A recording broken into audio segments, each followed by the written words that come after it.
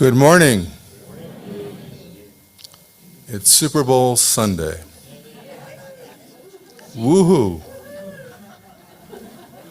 I was just asking our minister whether it was Super Bowl 59 or 60, and he said he didn't know because it's in Roman numerals, and like me, he had failed Latin in high school. So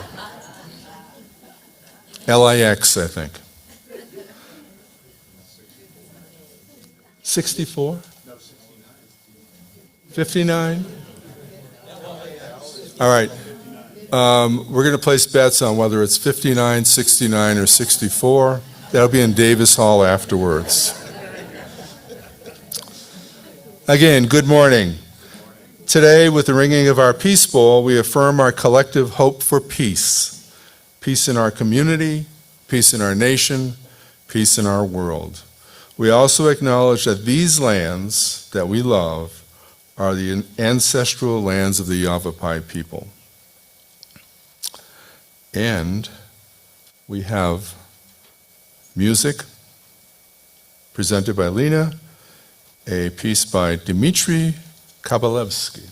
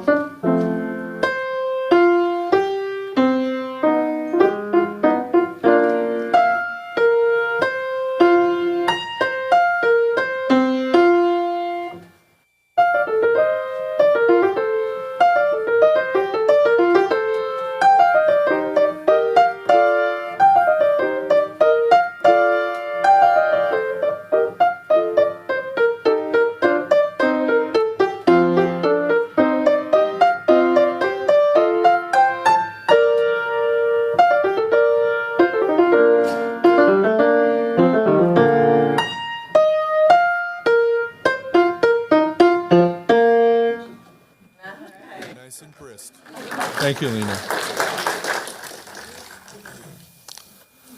Well, good morning again, and welcome to Granite Peak Unitarian Universalist Congregation here in Prescott, Arizona. My name is Jack Wood, and I am your worship associate today. I was here last week, which was Groundhog Day, and this feels a little bit like Groundhog Day to me, but that's all right. Another story. We extend a warm welcome to everybody. We're glad that you're able to join us on this special day and hope you are in good health. For those of you who are watching on Zoom, we wish you good health as well. This is the mission statement of our congregation. We are a compassionate spiritual community that celebrates diversity, nurtures the personal and spiritual growth of all ages, shares our gifts, promotes justice for all, and serves the world in which we live. Please join us after the service today for coffee and socializing in small groups in Davis Hall, or a large group if you so wish. If you're joining us for the first time, please check out our website at prescottuu.org for more information about us. If you're here in person, I bet there's going to be some time to introduce yourself pretty soon. And we'll invite you to stay afterwards and chat with some of our members.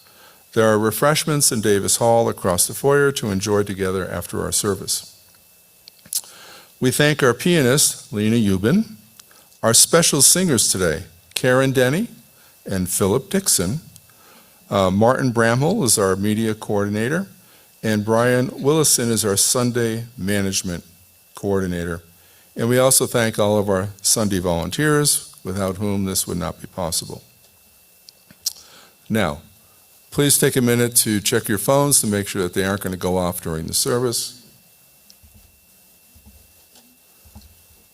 As they say at seminars, the first one that goes off is a $5 fine. The second one is $10, and then $100. So you don't want to be number 3. All right, we have some announcements.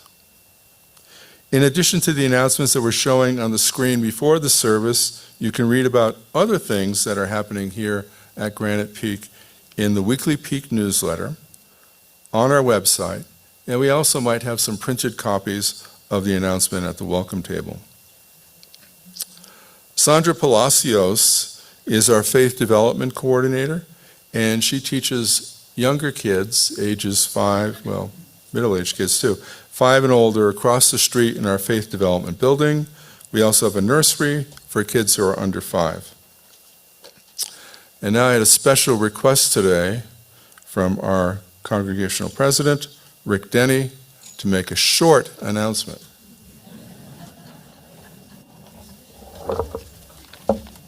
Thank you. No. Excellent. I hope that all of you are as excited as I am and the project team. An email went out to all the members concerning a congregational meeting that will be in 2 weeks here after the service, approximately 11:15, to do some final approvals, hopefully, for proceeding with the project, with the raising of the roof, the creating vaulted ceiling, and so forth. Next week, after service, there will be a chat where details of the proposals that I think all of you have kind of seen pictures of and so forth. But we're ready to make the final decision. We need a final decision of the congregation to go ahead. We have a permit from the city. The builders are ready to go. We need to give them the go-ahead if we so approve. So please plan, look at the email. I'm sure there will be some printed copies of the information. There are 3 things that we'll need to be voting on. One is basically approve the project. One is regarding funding of the project. And there also is a proposal for a fairly small change in the bylaws. So please pay attention to that. More details will come out at the chat next week after the service. And please be prepared to be here or on Zoom or have a proxy vote for the vote in 2 weeks. So very important time, very exciting time.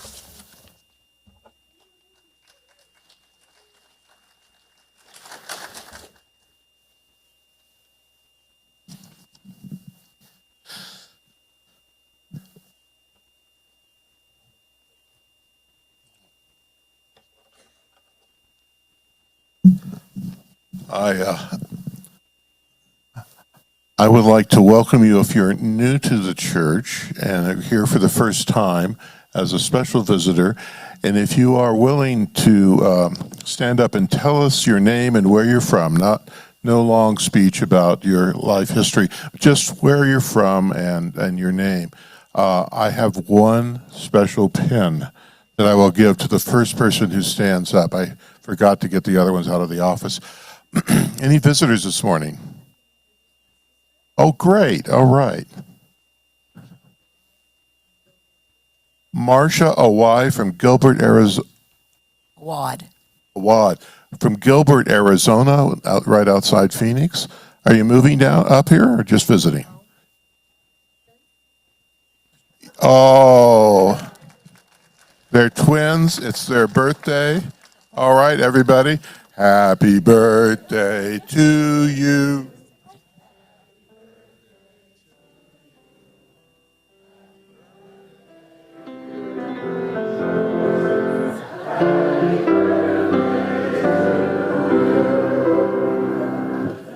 Any other birthdays today?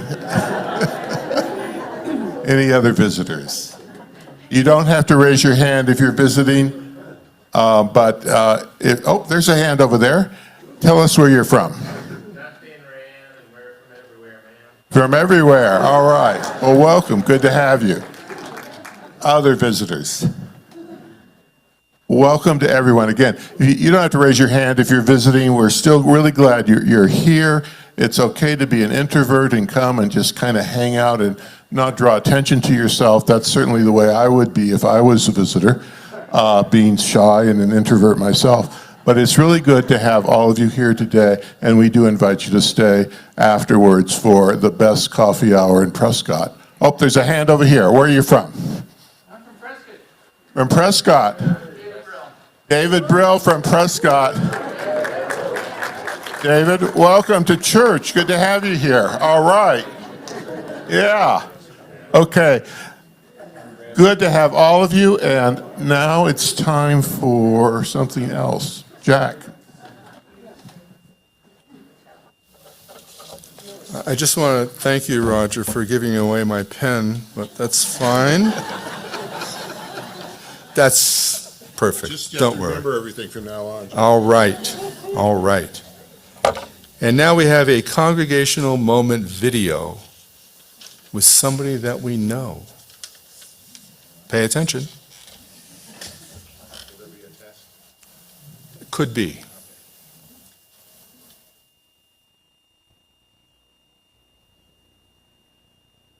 Good morning, Granite Peakers. This is Fred Fort, longtime member of the congregation and a longtime UU.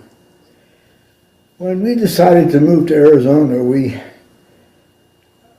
studied the various areas in Arizona. Prescott stood out, and why it stood out was because it had a Unitarian Universalist congregation.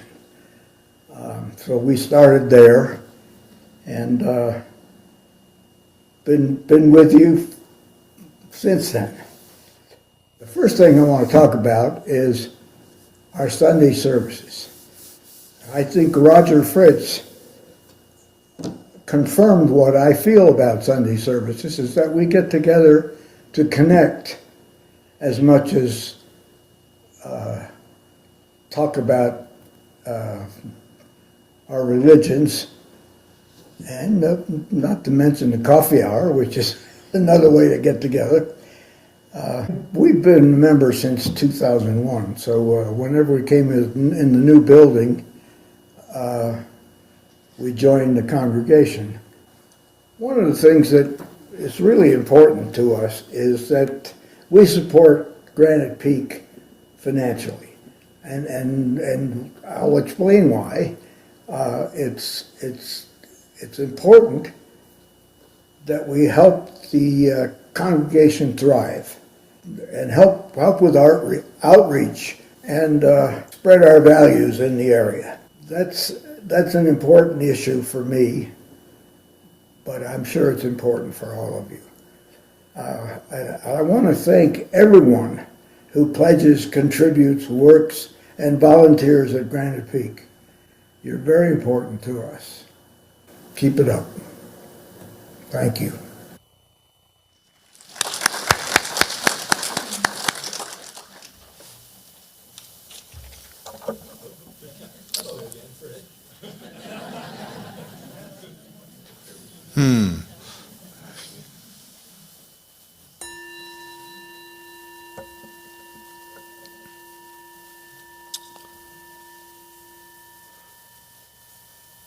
We begin our service in the Unitarian Universalist tradition of lighting the chalice. Our chalice lighter this morning is Philip Dixon. Today we light the chalice with these words. We light this chalice, a symbol of our heritage in gratitude for this beloved community.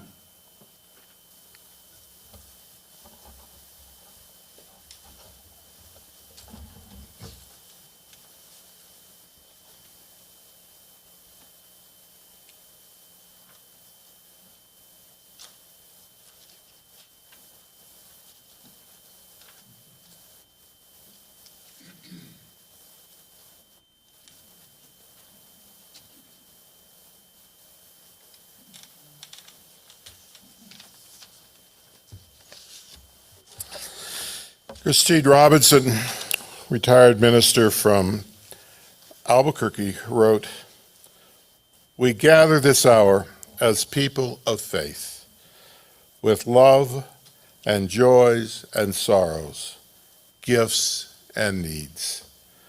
We light this beacon of hope, our chalice, sign of our quest for truth and meaning, in celebration of the life we share together.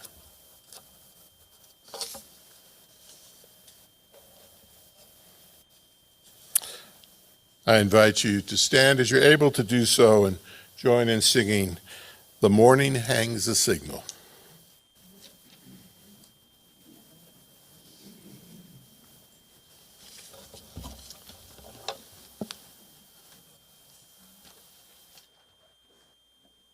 This is not the most familiar tune in the hymnal, so Lena is going to play it all the way through once for us.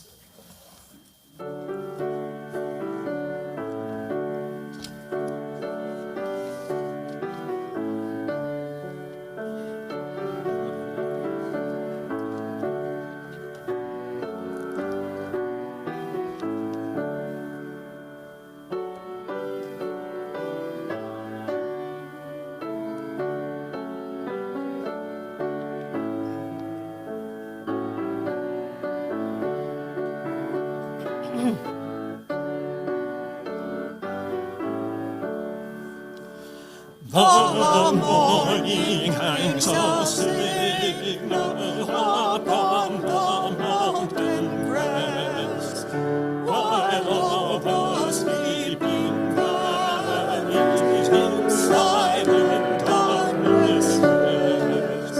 From peak to peak it flashes, it lands along the sky, till glory of the sunlight on all the land shall rise. Above the generations, not only prophets rise, while truth flares as the day star within their glowing eyes. And other eyes beholding are kindled from the flame, and dawn becomes the morning when prophets shall proclaim. The soul has lifted moments above the drift of days, when life's great meeting breaketh, with sunrise on our ways. Behold the radiant token of faith above all fear. Night shall release the splendor, that morning shall appear.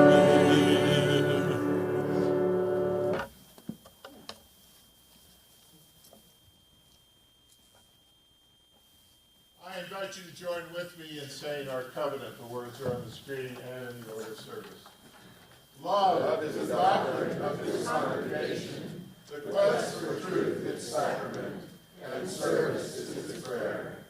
To dwell together in peace, to seek knowledge and freedom, to serve others in community. Thus do we covenant together.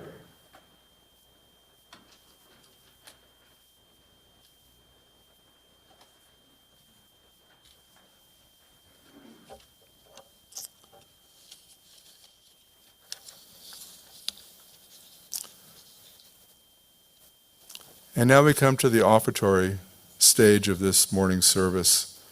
As we prepare to take the offering this morning, let us embrace the feeling of connection and community that we have when we gather here each week.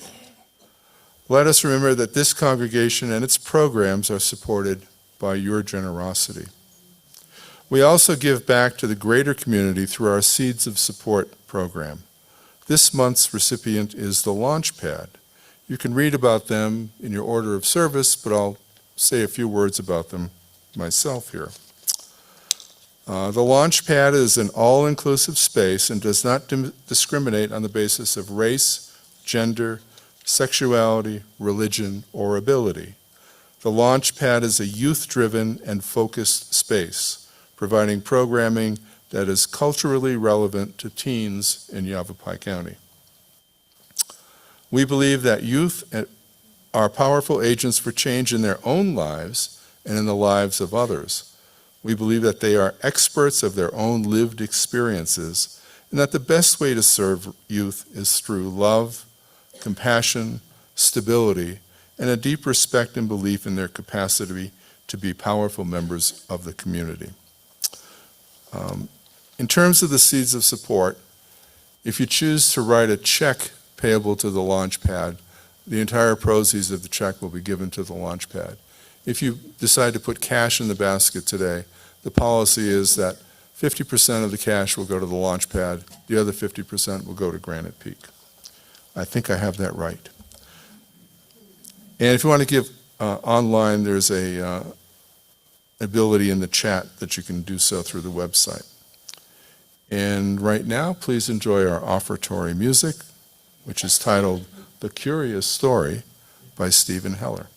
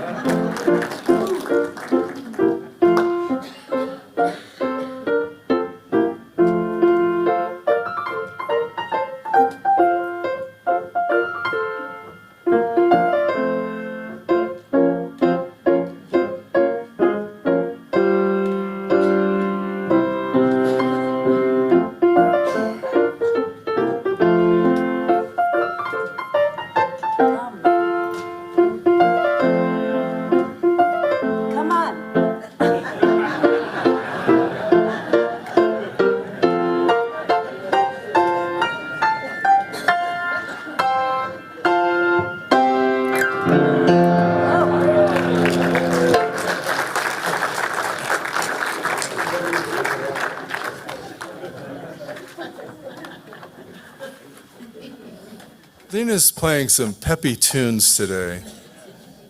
It'd be good to recall that during the 7.5 hours of the Super Bowl later on.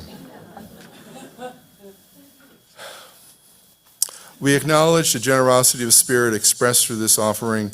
What is given in love is received in gratitude. Blessed be.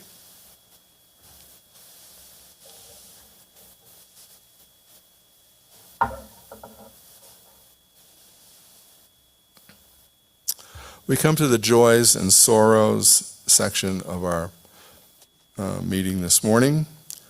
I would like to just make a brief announcement that I was told that Frank Beeson, one of our members, has been hospitalized for the last week. And I think he's at Yavapai Regional or whatever it's called, Dignity. He doesn't really want visitors, but he would love emails. And I guess he responds very quickly to the emails. So I found out what his email address is. So it's azbluetaco@gmail.com, and it's azbluetaco. At first I thought it was AZ Blunt Taco, but it's Blue Taco. So if you want to send him an email, later. And I know that your phones are put away, so you can't send it now. So. Our beloved community is the heart of Granite Peak Unitarian Universalist Congregation. As we experience a time of meditation and music, we'll take a few moments to silently acknowledge the joys and concerns in our hearts and in our minds. If there's an event which moves you to joy or concern, hope or gratitude, I invite you to come forward silently and drop a pebble in this dish into our communal water as an affirmation of our connection to one another. And I would also like to mention that Anna Bess Robinson passed away about 10 days ago, and we should keep her and Jim and their family in our hearts and minds as well.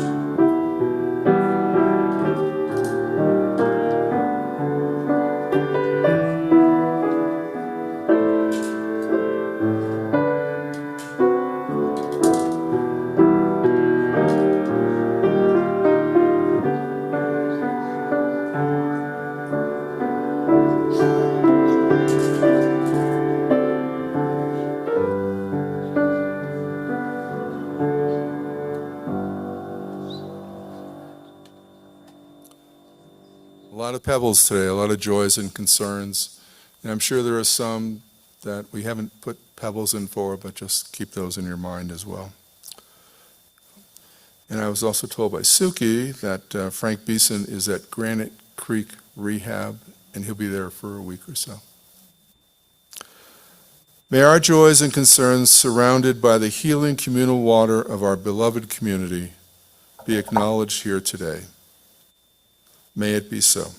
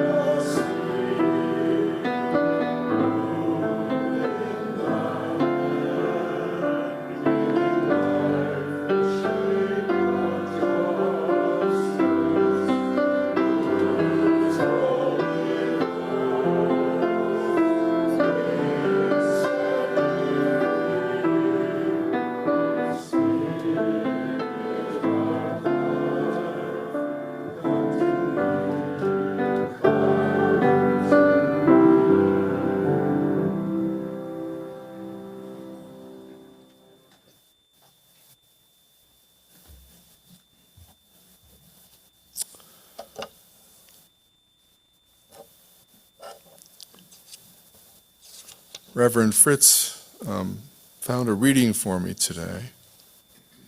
I had suggested another one, but he wisely said, let's not do that. So we'll do this one. We can learn a great deal about life from football. Each day we play the game. Sometimes with a quarterback calling the plays and directing others to their goals. Sometimes we're coaches studying the right course to choose. Other times, we just pick up the ball and run. There are times to tackle head-on life's difficulties, and other times when life's difficulties tackle us. Sometimes we let the clock run, while other times we need to call a timeout. There are days when we catch whatever is thrown at us, and other days when we fumble. When we play on our home field, we're backed by our local fans. When we venture out into the unknown territory, often we must face opposition alone. But each day, like each game, brings with it new possibilities to punt, to sit on the bench, or to score a touchdown. Spirit of life, help us to realize that the outcome of today's game is only a portion of our existence. Help us to cherish the wins, to grieve the losses, and to courageously face the future. Even though it may be difficult to see today, tomorrow, a new game awaits us, full of opportunity and brimming with potential. If need be, we can always play that one differently.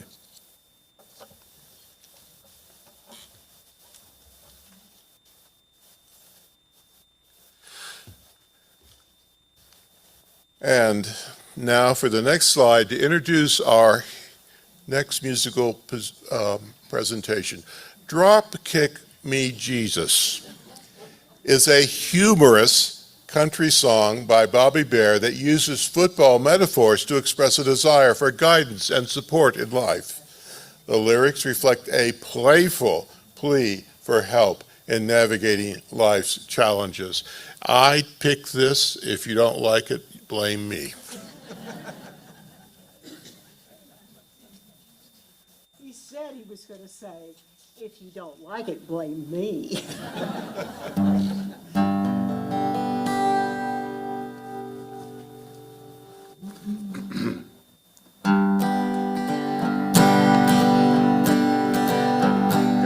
Drop kick me, Jesus, through the goalposts of life. End over end, neither left nor the right. Straight through the heart of them righteous uprights. Drop kick me, Jesus, through the goalposts of life. Make me, oh make me, Lord, more than I am. Make me a piece of your master game plan, free from the earthly temptations below. I've got the will, Lord, if you've got the toe. Drop kick me, Jesus, through the goalposts of life. End over end, neither left nor the right. Straight through the heart of them righteous uprights. Drop kick me, Jesus, through the goalposts of life. Bring on the brothers who have gone on before, and all of the sisters who have knocked at your door. All the departed, dear loved ones of mine, and put them up front in the offensive line. Drop kick me, Jesus, through the goalposts of life. End over end, neither left nor the right. Straight through the heart of them righteous uprights. Drop kick me, Jesus, through the goalposts of life. Drop kick me, Jesus, through the goalposts of life.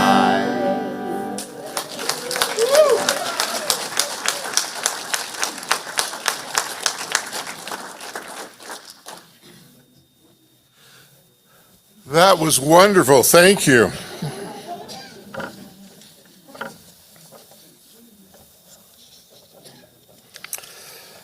Well, sometimes people become obsessed with sports.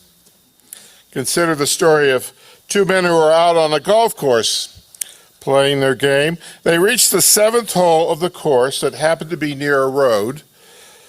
Along the road, a funeral procession passes.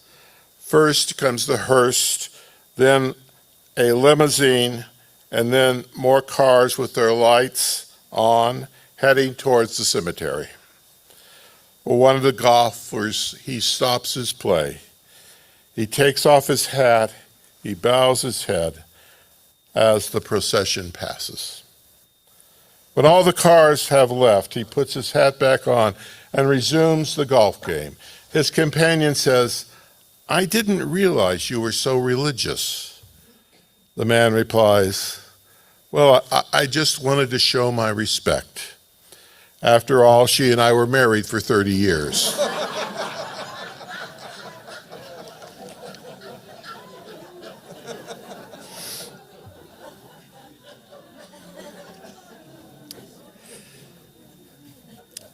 Now, if we define religion as something to which people are fanatically devoted, perhaps sports is America's real religion. This evening, experts estimate that over 120 million people will watch the Super Bowl in the United States.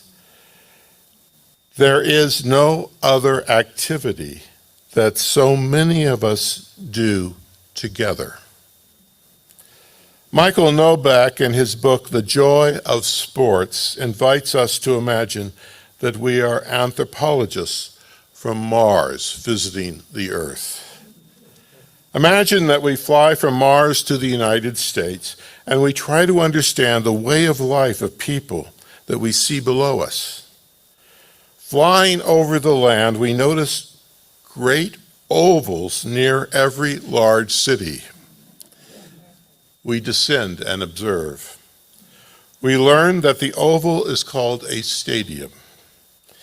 It is used roughly once a week in certain seasons.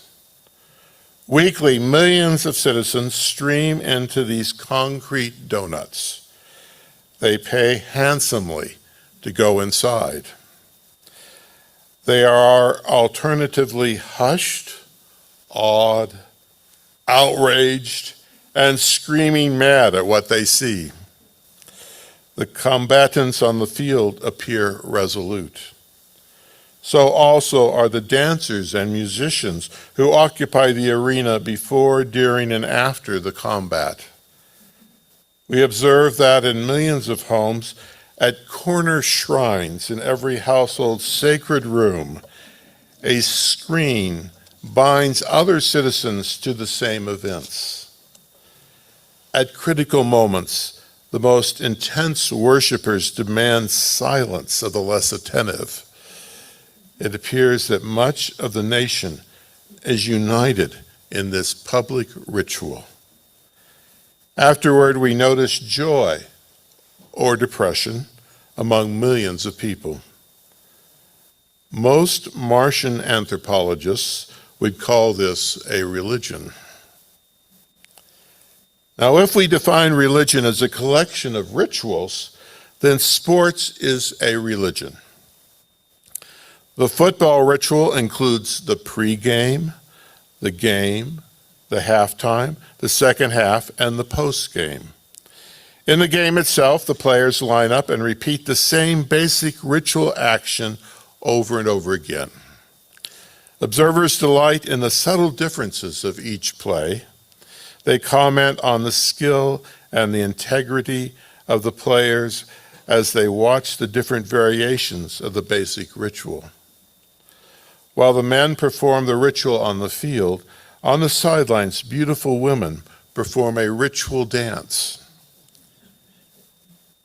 Now, if we define religion as an organized and structural devotional activity, then sports is a religion. Each sport has developed an organization with lengthy and detailed rule books, along with articles of incorporation, officers, and a hierarchy. The rule books list ethical and unethical behavior. A player who is caught cheating can be excommunicated from the sport. If we define religion as celebrating the best qualities in human beings, then sports is a religion. Sports celebrate not only physical strength, but also skill, intelligence, and personal integrity. Sports hold up examples of excellence so high, the human beings living up to them are only successful on rare occasions. Sports hold up images of perfection so beautiful that living up to them or seeing someone else live up to them produces a kind of wonder and awe. Players who persist in the face of adversity, who keep playing and do not quit, are held up as heroes. These heroes dramatize the qualities that are some of the highest human virtues. If we define religion as the exploration of the feelings we have about risk and failure, then sports is a religion. Life is dangerous. It's unpredictable. Sports is a ritualistic acting out of this experience. In life, what we prepare for with careful practice seldom happens exactly the way we planned. In the same way, the careful practice plays of basketball or football or wrestling seldom carry out in reality exactly the way it was planned. In this way, sports is a symbolic acting out of the struggles of our lives. If we define religion as the human attempt to cope with the hard issues of daily living, issues such as aging and dying and failure and betrayal and fear, then sports is a religion. Competitive sports symbolize struggles with the same issues. A golfer or a tennis player fails under pressure and experiences a kind of death in losing a game. Gambling tempts a basketball player to betray his team. A football player feels failure after missing a catch. If we define religion as the act of setting aside certain days and hours as sacred times that mark cycles of our year, then sports is a religion. Sports follow a yearly cycle. Spring is basketball, summer is baseball, fall and winter are football, leading to the Super Bowl. Tonight, crime rates will drop. Traffic will be light, as much of the nation observes the annual sacred time of the Super Bowl. If we define religion as feeling an intense, timeless experience of peace and joy, then sports can be a religion. Sports players describe being in the zone. In the zone, our sense of time disappears. We forget ourselves. We feel part of something larger. It is another world, a groundless realm where no boundaries exist. While a rare experience, it points to a potential in everyone, to an excellence beyond our normal reckoning. Well, as you can tell, I see many similarities between sports and religion. However, if you do not see the connection, you are not alone. Before 1850, most American Protestant groups condemned sports as sinful because they diverted attention and consumed energy that could be spent in the exercise of Protestant religion. They were against horse racing because it promotes gambling. They were against prize fighting and the forerunner of baseball called town ball. They were considered brutal. They found the sports pages of newspapers generating unhealthy appetites for non-spiritual concerns. Even croquet was considered to pose moral problems. A 19th century Christian wrote the following: "When young Christians should be reading the Bible, meditating, conversing among religious matters, praying, or attending to some important religious duty, they're often found playing croquet."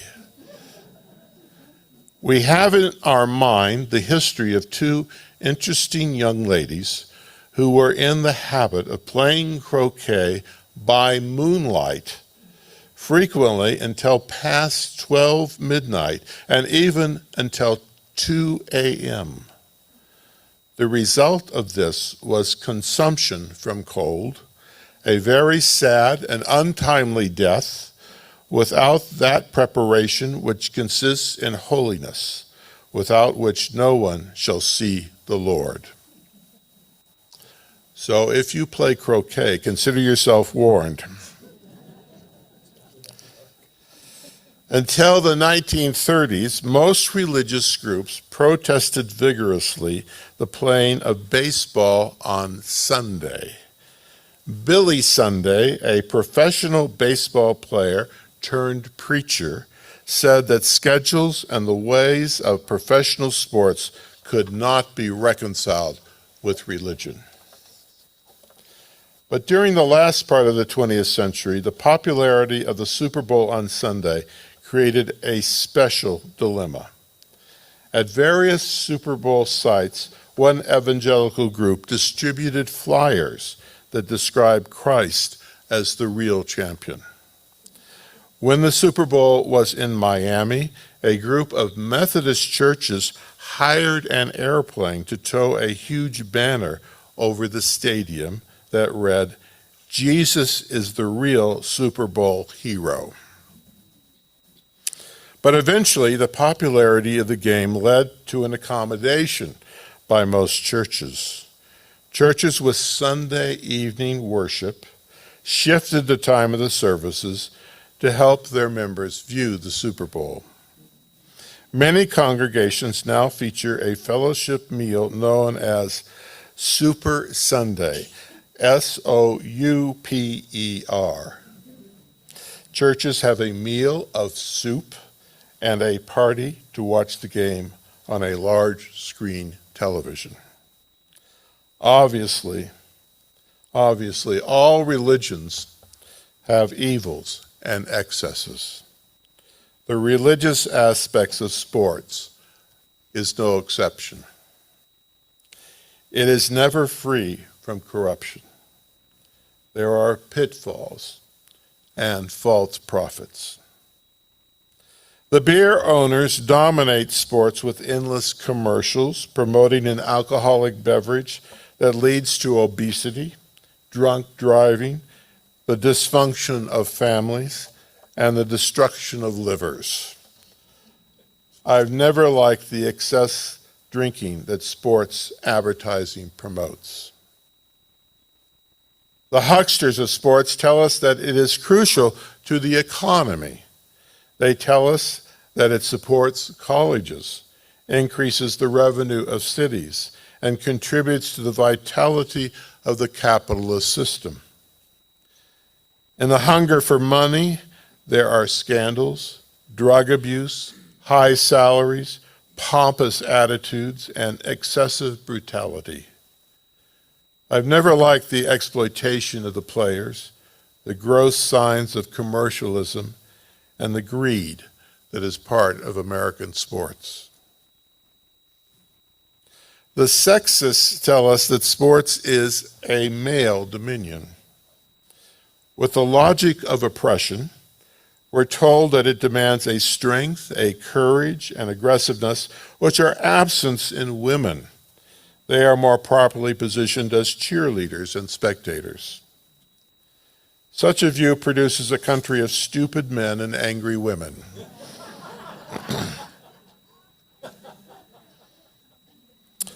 Of course, not all sports are played by men.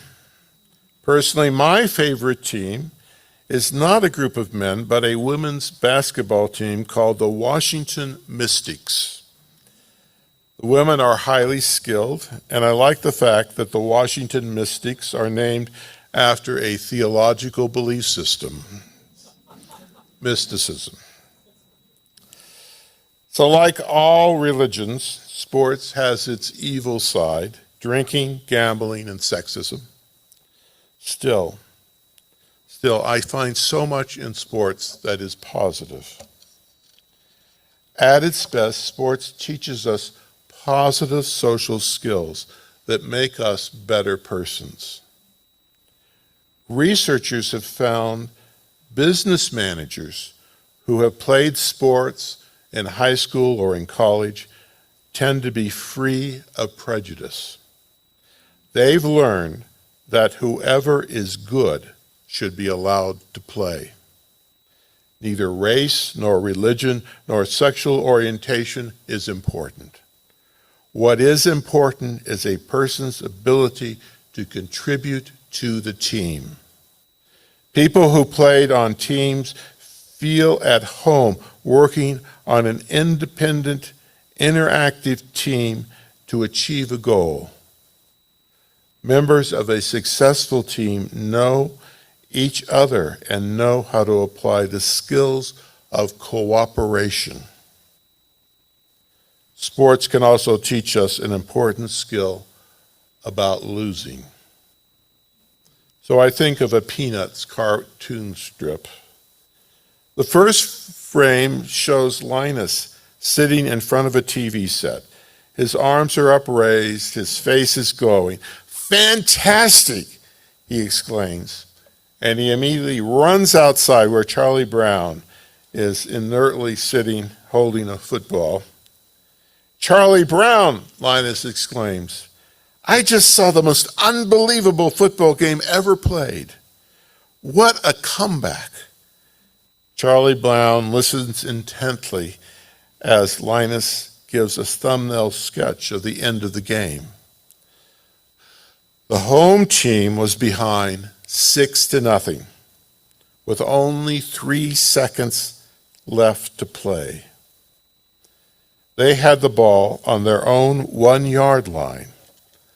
Linus had begun to feel the excitement of the game all over again. He waved his arms about and he jumped up and down. The quarterback took the ball, faded back behind his own goalpost, and threw a perfect pass to the left end, who whirled away from 4 guys and ran all the way for a touchdown. The fans went wild. You should have seen them. People were jumping up and down, and when they kicked the extra point, thousands of people ran onto the field, laughing and screaming. The fans and the players, they were so happy. They were rolling on the ground, hugging each other and dancing and everything. It was fantastic, Linus concluded. Charlie Brown looked at him intently, soberly, and asked, "How did the other team feel?" Learning to deal with losing is part of playing sports. When I was a child, I played basketball on the 8th grade team of my elementary school in Phoenix. Beside learning the plays to use against the kids in the other elementary schools, we learned about losing because we lost every game. The coach said, "When you lose, do not embarrass yourself or your teammates by blaming the other team or by disputing the results. Take responsibility for your loss. Shake hands with the members of the other team and say, 'Good game.' Do not hold on to the loss, endlessly whining that it was not fair and that you really won. Face reality and accept the loss." Now, each of us here could tell our own life story as a story about losing.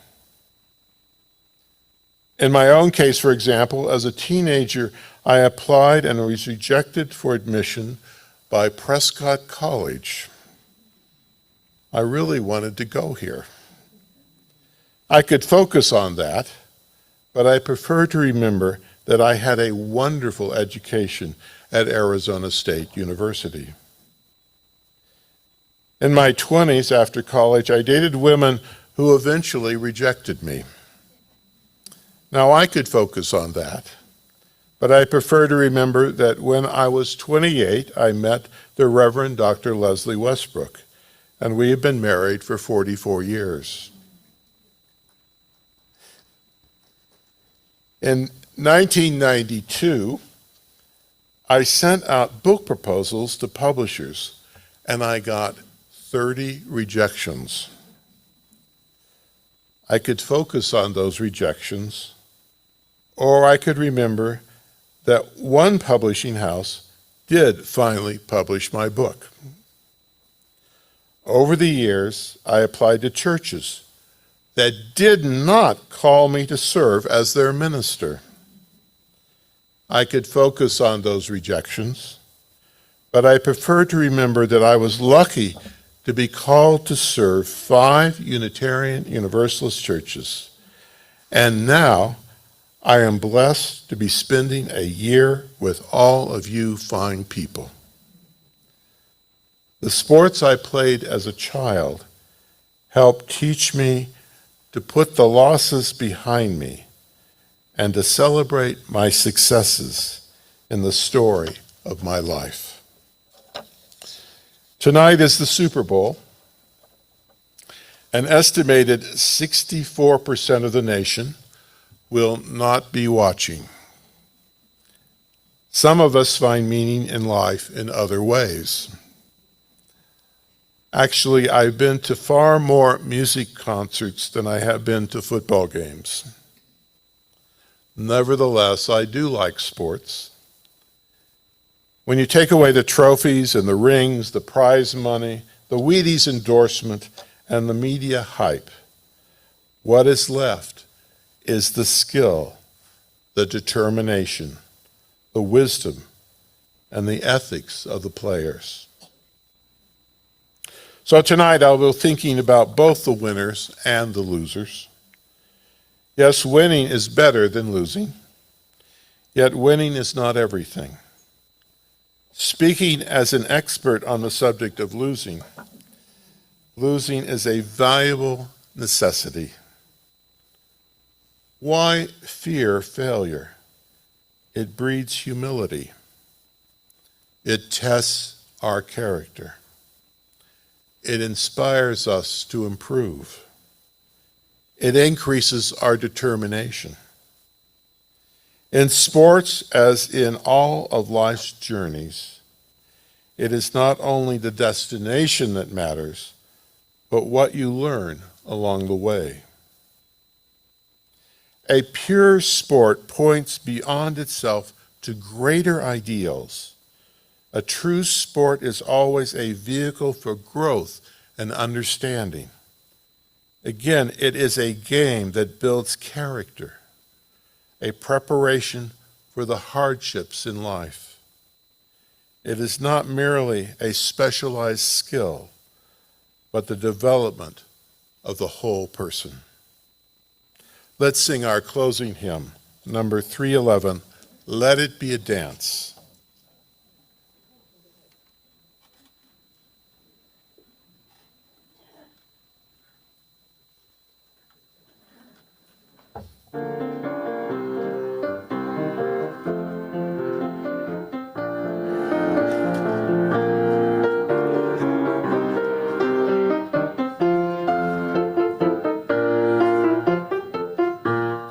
Let it be a dance we do.